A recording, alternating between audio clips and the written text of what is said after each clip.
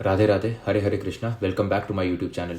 तो आज का जो टॉपिक है एक बहुत ही ज़्यादा इंटरेस्टिंग टॉपिक है और इन डेप्थ और इन डिटेल डिस्कशन करेंगे कि हम कुंडली में किस तरीके से हम अपने कुल देवता को फाइंड कर सकते हैं। लाइफ में तीन बेसिक चीज़ें होती है आपके, फूड, क्लोथिंग और शेल्टर। ये अगर तीन बेसिक चीज़ें नहीं हैं आपके पास, ना आप स्पिरिचुअली डेवलप कर पाएंगे, ना अपनी लाइफ में आप किसी को कुछ ज़्यादा ज्ञान दे पाएंगे, ना आप सोसाइटी के लिए कुछ कंट्रीब्यूट कर पाएंगे। यहाँ पर ये जो तीन बेसिक चीज़ें हैं, अगर यही आपके पास नहीं है तो इंसान इसी दलदल में फंस के रह जाता है कि मैं किस तरीके से अपने फैमिली के लिए प्रोवाइड करूँ। और वो प्रोवाइड करने के चक्कर में जो छोटी सी लाइफ होती है, जो स्कॉलरशिप हमें मिलती है 70 साल की, वो स्कॉलरशिप भी निकल जाती है। एट द सेम टाइम हम हमारे लिए कुछ कर भी नहीं पाते। इसका जो रिलेशनशिप है फूड, क्लोथिंग और शेल्टर, जो बेसिक नेसेसिटीज़ है आपकी लाइफ की, वो हमारे कुल देवता से होता है। आज हम इस वीडियो में समझने की कोशिश करेंगे कि कुल देवता होते हैं वो क्यों आपके पर्टिकुलर कुल देवता हैं, region to region, element to element, place to place और लोकेशन टू लोकेशन वो किस तरीके से डिफर करते हैं। और सेकेंडली हम देखेंगे the most important part of the video कि जहां पर आप कुल देवताओं को अपनी कुंडली में किस तरीके से फाइंड आउट कर सकते हो। बट पूरे वीडियो को प्लीज ध्यान से देखिएगा ताकि आपको कुल देवता का कॉन्सेप्ट बिल्कुल क्लियर हो जाए। और ये बेसिक चीज़ है, मैं नहीं चाहता कि ये बेसिक चीज़ों की वजह से आपको किसी एस्ट्रोलॉजर के पास जाना पड़े, क्योंकि आपको अगर बेसिक एस्ट्रोलॉजी आती है तो आप अपने कुंडली के हिसाब से इन चीज़ों को फाइंड आउट कर सकते हो। कुल देवता जो है, कुल का मतलब होता है लीनियज, और कुल देवता जो होते हैं वो आपके लीनियज के देवता। ये पर्टिकुलर कुल देवता आपके लीनियज के देवता इसीलिए क्योंकि आपके किसी ना किसी एंसेस्टर का जन्म इस पर्टिकुलर कुल देवता की वजह से हुआ है।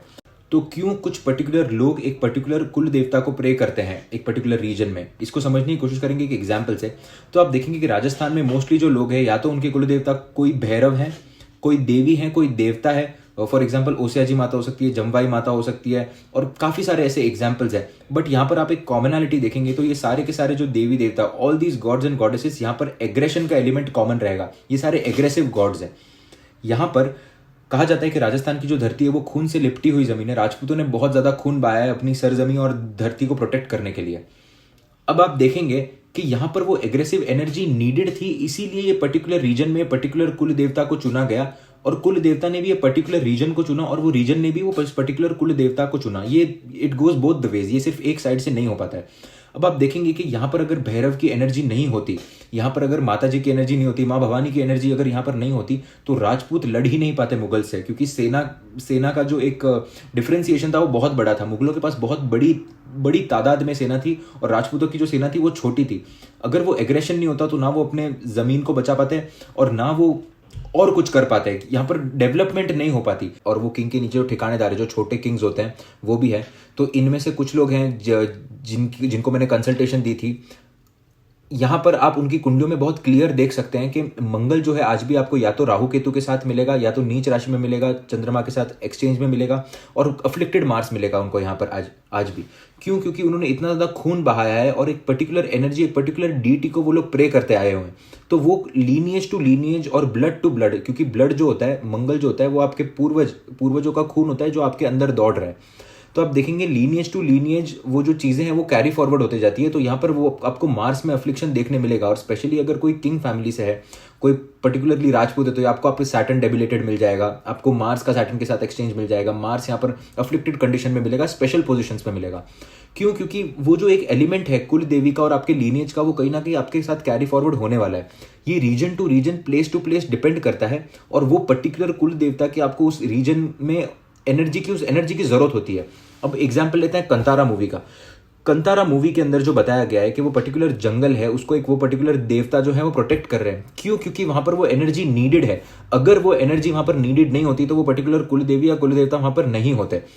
अगर कोई आए और उस जंगल को डिस्ट्रॉय करने की कोशिश करे तो पहले ही नेचर को पता होता है कि ये पर्टिकुलर एरिया अगर डिस्ट्रॉय हो गया, अगर ये पर्टिकुलर एरिया में ये चीजें नहीं बन पाई, तो यहाँ पर डिस्ट्रक्शन का माहौल होगा और ये आसपास के लोगों की जिंदगी खराब कर देगा। तो आप देखेंगे कि इंडिया में जो भी कोस्टल एरियाज है वहां पर मोस्टली जो लोग हैं वो नाग देवता या नाग देवता से जुड़ी जो डीटीज है उनको प्रे करते हैं, क्योंकि यहाँ पर ये कोस्टल रीजन है। कोस्टल रीजन में नाग देवता को पूजा जाता है और यहाँ पर वाटर एलिमेंट आ जाता है।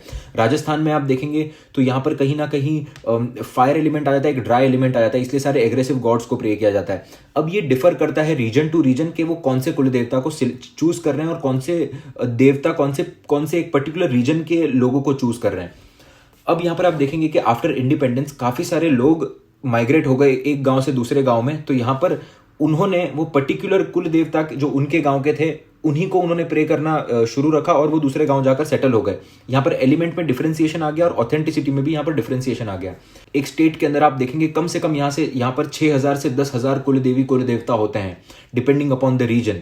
बट ये जो सारे के सारे कुल देवी और कुल देवता होते हैं, इनको कुंडली में फाइंड आउट करना इम्पॉसिबल होता है कि ये पर्टिकुलर आपके कुल देवता है और ये पर्टिकुलर उनका नाम है। But at the same time ये सारे के सारे कुल देवी या कुल देवता हैं, ये पर्टिकुलर लीनियज से आते हैं और यहाँ पर लीनियज की जो एक पर्टिकुलर ब्रांच है वो सिर्फ 6 या 7 ही ब्रांच है। अगर आप सेंट्रल इंडिया की बात करें तो या तो देवी से, या तो शिवा से, या तो विष्णु से, ये सिर्फ 3 इंपॉर्टेंट मेन ब्रांचेस से आपके कोई ना कोई कुल देवी या कुल देवता है।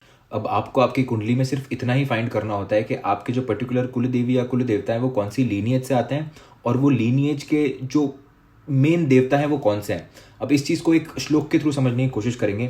अकाशात पतितम तोयम यथा गच्छति सागरम सर्वदेव नमस्कारम केवसम प्रतिगच्छति। अब इसका लिटरल ट्रांसलेशन ये है, as the water that falls down in rain from anywhere in the sky it finally reaches to the ocean that is the worship of the divine aspect ultimately reaches to the supreme being. यहाँ पर आप इस particular देवता को अगर pray करेंगे, इस particular main देवी देवता को प्रे करेंगे तो it is equal to praying your कुल देवता, क्योंकि आपको पता नहीं है कि आपके कुल देवता कौन है। तो ये सेम चीज है, ये जो है ये कृष्ण भगवान ने गीता से ये श्लोक लिया गया है। अब आप देखेंगे कि जो कुल देवता होते हैं, जैसे कि मैंने वीडियो के स्टार्ट में बात की, वो फंडामेंटल्स होते हैं, आपके एक फंडामेंटल बेसिक चीजों को रिप्रेजेंट करते हैं। और अगर आप वो बेसिक डीटी को अगर आप प्रे नहीं करेंगे तो आपकी जो फंडामेंटल डेवलपमेंट है वो डेवलपमेंट नहीं हो पाएगी। आपने वो स्टोरी सुनी होंगी कि लोग कहते हैं कि पहले दादाजी के पास बहुत पैसा था, फिर वो गांव से शहर आए, शहर आकर भी उन्होंने बहुत पैसा कमाया अपने लीनिएज में, बट उनके बेटे इतना पैसा नहीं कमा पाए, या फिर उनकी उतनी डेवलपमेंट आगे लीनिएज में नहीं देखने मिली। क्यों? क्योंकि कहीं ना कहीं वो अपनी जमीन जो होती है, जहां से वो उगे हैं, जहां से उन्होंने आगे बढ़ना काम करना शुरू किया है, वो उस चीज को भूल जाते हैं, उस पर्टिकुलर एनर्जी को भूल जाते हैं, उस रीजन में जिस देवता ने उनकी हेल्प की है उसको भूल जाते हैं। तो वो जो बेसिक फंडामेंटल ब्लेसिंग्स है वो नहीं मिल पाती और फिर गरीबी, दरिद्रता और ये जो चीजें हैं, इन सब चीजों का सामना करना पड़ता है। अब हम देखेंगे कि कुंडली में किस तरीके से आप फाइंड कर सकते हैं कि आपके कुल देवी या कुल देवता है वो कौन से मेन देवता के री इनकारनेशन है। यहाँ पर 10th हाउस से ये सब चीजें फाइंड आउट करी जा सकती है। आप देखेंगे कि जिन चीजों के बारे में हमने पहले वीडियो के स्टार्ट में बात की, यहाँ पर आपको कुल देवता ने बेसिकली किस चीज में मदद की। एक तो आपकी लीनिएज बढ़ाने में मदद की। आपकी लीनिएज क्यों बढ़ पाई? क्योंकि आप कर्म कर पाए। तो कर्म जो है वो कहीं ना कहीं रिलेट हो जाता है आपके कुल देवी और कुल देवता से, और वो पर्टिकुलर कुल देवी और कुल देवता से रिलेटेड आप कर्म करते हैं। फॉर एग्जाम्पल, राजस्थान की अगर फिर से बात करें तो एग्रेसिव देवता थे, उनका कर्म भी एग्रेसिव था। इस तरीके से रीजन टू रीजन कर्म जो है वो कुल देवता के थ्रू डिफर होते गया है। अब यहाँ पर अगर आप देखेंगे 10th हाउस में बहुत सारा मेलिफिक्स प्लैनेट अगर बहुत सारे बैठे हुए, या फिर यहाँ पर बहुत ज़्यादा मेलिफिक एफ्लुएंस है प्लैनेट्स का, तो ऐसे लोग जो हैं वो अपने कुल देवी या कुल देवता को भूल चुके हैं और उनको प्रेयर करने की जरूरत है। अगर यहाँ पर मल्टीपल प्लैनेट्स बैठे हैं 10th हाउस में, तो आप स्ट्रॉन्गेस्ट प्लैनेट को लेंगे जो बताएगा कि कौन से मेजर देवता के री इनकारनेशन है आपके कुल देवता, और जो बाकी के प्लैनेट्स हैं वो सपोर्टिंग फैक्टर्स की तरह काम करेंगे और वो they will show about the characteristics of the कुल देवता। तो जो मेजर प्लैनेट है वो बताएगा कि कुल देवता कौन है, और जो बाकी सपोर्टिंग प्लैनेट्स है वो कैरेक्टरिस्टिक्स और सिग्निफिकेशंस के बारे में बात करेंगे कुल देवता की।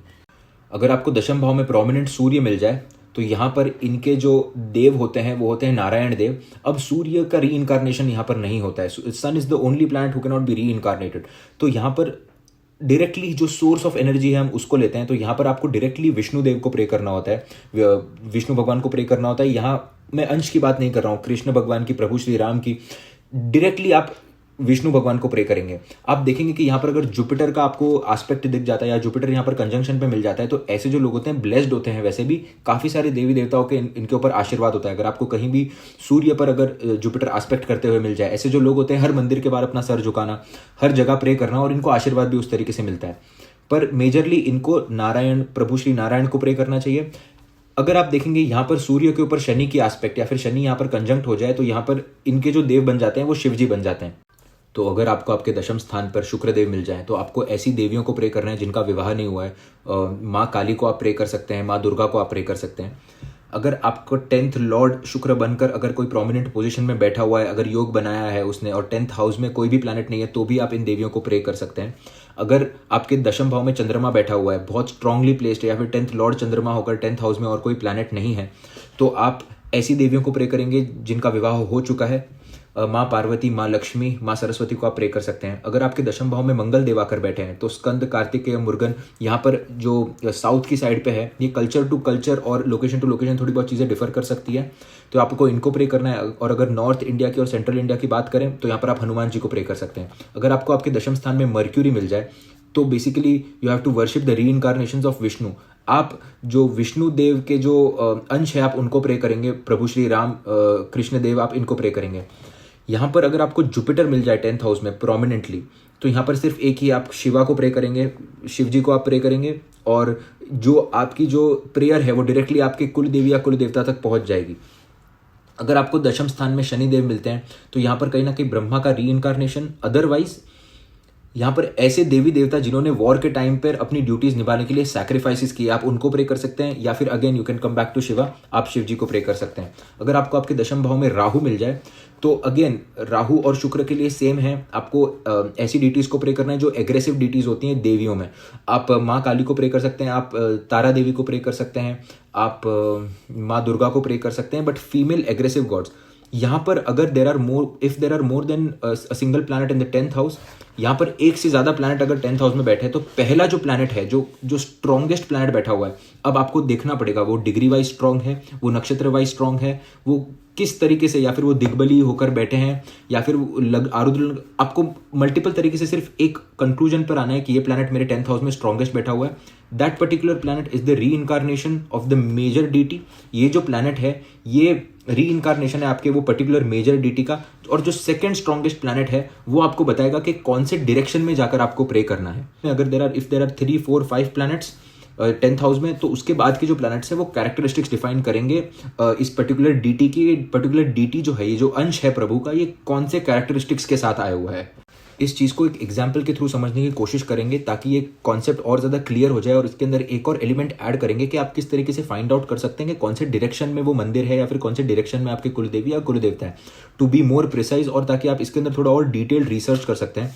आप जितना इस चीज़ पर रिसर्च करेंगे आप उतना उस चीज़ में डीप जाते जाएंगे और आपको उतनी चीज़ें आपके लिए खुलती जाएंगी। तो यहाँ पर एग्जाम्पल लेते हैं कि फॉर एग्जाम्पल कोई कुंडली में 10th हाउस का लॉर्ड जुपिटर है, और जुपिटर जो है बृहस्पति देव जाकर तीसरे भाव में बैठे हैं। ये हो गया, आपने पहला पॉइंट नोट कर लिया। सेकंड पॉइंट, यहाँ पर फॉर एग्जांपल जुपिटर देव, बृहस्पति देव हैं जो 3 डिग्री पर बैठे हुए हैं, और राहु देव जो हैं वो फॉर एग्जांपल 14 डिग्री पर बैठे हुए हैं। जब भी कोई प्लैनेट राहु केतु के साथ कंजंक्ट हो जाता है तब आप देखेंगे कि जो वो पर्टिकुलर प्लैनेट है वो राहु केतु यहाँ पर डोमिनेटिंग जोन में आ जाते हैं, क्योंकि वो आपके कार्मिक साइकिल को रिप्रेजेंट करते हैं। तो यहाँ पर राहु देव के थ्रू, जैसे पिछले सेक्शन में हम लोगों ने बात किया कि राहु देव जो थे वो एग्रेसिव देवियों को रिप्रेजेंट करते हैं, तो आपको पहले पॉइंट पर लिख देना है कि काली माता, दुर्गा, ऐसे आपने नाम लिख लिए अपने पर्टिकुलर देवियों के।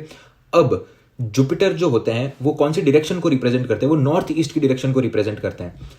तो यहाँ पर particular Devi in the direction of north east, और फिर आप साइन देखेंगे कि अगर यहाँ पर फिक्स्ड साइन है, यहाँ पर मूवेबल साइन है, कौन सी साइन आ रही है। फॉर एग्जांपल यहाँ पर मूवेबल साइन है तो यहाँ पर पता चलेगा कि ये जो जगह है वो बर्थ प्लेस से दूर है, नॉर्थ ईस्ट डायरेक्शन में है, और यहाँ पर पर्टिकुलर देवी है।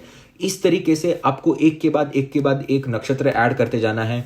यहाँ पर आपको एक के बाद एक और सिग्निफिकेशंस ऐड करते जाने हैं प्लैनेट्स के, कौन से प्लैनेट्स एस्पेक्ट डाल रहे हैं, नहीं डाल रहे हैं। तो अगर आप ये रिसर्च पर्टिकुलरली प्रॉपरली करेंगे लिखकर चीज़ों को, तो आप एक निष्कर्ष पर पहुंच जाएंगे कि ये पर्टिकुलर देवी या ये पर्टिकुलर देवता मेरे कुल के देवता हैं। उससे और प्रिसीजन आएगा आपके प्रेडिक्शंस में।